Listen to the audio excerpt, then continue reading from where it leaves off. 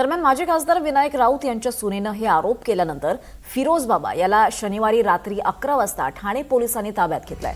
सावंतवाडीतल्या कोलगाव इथल्या फिरोज बाबा यांच्यामार्फत विनायक राऊत आणि गीतेश राऊत यांनी अघोरी कृत्य केल्याचं आरोप सून गिरिजा राऊत हिनं केलेत। या सगळ्या आरोपांच्या अनुषंगानं सावंतवाडी पोलिसांच्या मदतीनं ठाणे पोलिसांनी फिरोज बाबाला ताब्यात घेतलाय।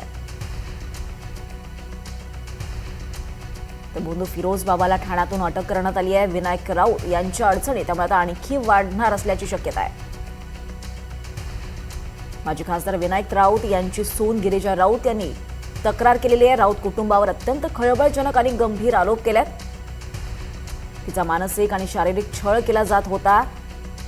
घरात बळजबरीनं गोमूत्र प्यायला दिलं गेलं असे अनेक धक्कादायक आरोप या सुनेनं केलेले आहेत। दरम्यान हा जो भोंदू बाबा हे याला ताब्यात घेण्यात आलेला आहे। कोलगाव इथला सावंतवाडीतला कोलगाव इथला फिरोज बाबा यांच्या मार्फतच विनायक राऊत आणि गीतेश राऊत यांनी अघोरी कृत्य केल्याचे आरोप सून गिरिजा राऊत यांनी केलेत। आणि या सगळ्या आरोपांच्या अनुषंगानं सावंतवाडी पोलिसांच्या मदतीनं ठाणे पोलिसांनी या फिरोज बाबाला आता ताब्यात घेतलंय। त्यामुळे या प्रकरणात आणखी खुलासा होण्याची शक्यता आहे।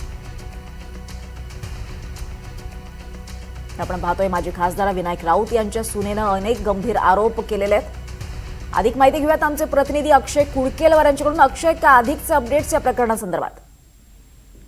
एकूण आपण बघतोय की ज्या जादूटोणा बंदी कायद्या अंतर्गत गुन्हा दाखल झालेला आहे त्यामध्ये पहिली अटक करण्यात आलेली आहे। यामध्ये फिरोज बाबा नामक व्यक्तीची सावंतवाडी परिसरामध्ये हा राहणारा बाबा होता आणि त्याला पोलिसांनी आज ठाण्यामध्ये आणलंय, कापूरबावडी पोलिसांनी, आणि त्याला अटक केल्यानंतर आता आज सुटीच्या कोर्टासमोर हजर केलं जाणार आहे। या ठिकाणी त्याच्या पोलीस कोठडीची मागणी हे न्यायालयाकडे केली जाणार आहे। एकूण या सगळ्या संदर्भात अत्यंत गंभीर आरोप विनायक राऊत यांच्या सुनेनी त्यांचा मुलगा गीतेश राऊत स्वतः विनायक राऊत यांच्यावरती आरोप करण्यात आलेले आहे। मानसिक छळ, त्यासोबतच जादूटोणा आणि अघोरी उपचार, गोमित्र प्यायला लावणे, त्यासोबतच डोक्यावरनं लिंबू कापणे, कुठल्याही प्रकारचं अगरबत्तीच्या राखेचं पाणी प्यायला देणे, या प्रकारचे अघोरी उपचार, केस उपटणे, हे सगळं गिरिजा राऊत यांच्यासोबत घडलं होतं। आणि त्या संदर्भात आता पोलिसांमध्ये, कापूरबावडी पोलिसांमध्ये वेगवेगळ्या कलमांतर्गत गुन्हा दाखल झालेला आहे।